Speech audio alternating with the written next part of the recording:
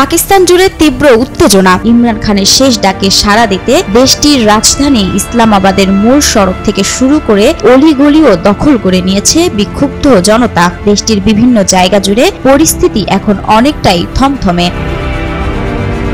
এর আগে কারাগার থেকেই ইমরান খানের চূড়ান্ত ডাকের কর্মসূচিতে সাড়া দিয়ে রাজধানী ইসলামাবাদের দিকে রওনা দেয় তার হাজার হাজার সমর্থক। পিটিআইয়ের ফেসবুক পেজে সমর্থকদের দলে দলে রাজধানীর দিকে আসার ভিডিও প্রকাশ করা হয়, যা এরই মধ্যে চিন্তায় ফেলেছে পাক সরকারকে।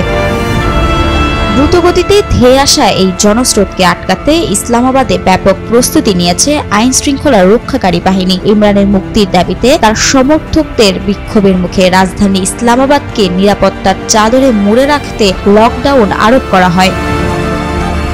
দেশটিতে অবস্থা এতই নাজুক যে বিভিন্ন স্থানে মোবাইল ও ইন্টারনেট সেবা পাচ্ছে না মানুষ। ইসলামাবাদের বেশিরভাগ প্রধান সড়ক শিপিং কন্টেইনার দিয়ে অবরুদ্ধ করে রেখেছে সরকার। একই সাথে এই গণজোয়ার যেন দেশটির জাতীয় সংসদের দখল নিতে না পারে, সে কারণে দাঙ্গা পুলিশ ও বিশাল আধাসামরিক বাহিনী মোতায়েন করেছে দেশটির সরকার।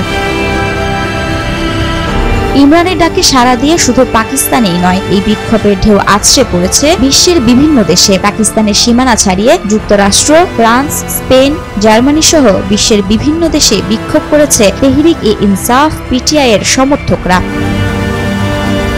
জনপ্রিয় ক্রিকেটার থেকে পাকিস্তানের প্রধানমন্ত্রী হওয়া ইমরান খানের রয়েছে ব্যাপক সমর্থন। 2022 সালে ক্ষমতা হারানোর পর তৎকালীন সরকার রাষ্ট্রদ্রোহ ও সন্ত্রাস সহ কয়েক ডজন মামলায় অভিযুক্ত করে জেলে পাঠায় ইমরান খানকে। যদিও পিটিআই বলছে তার ক্ষমতায় ফিরে আসানো ঠেকানোর চক্রান্ত এটি।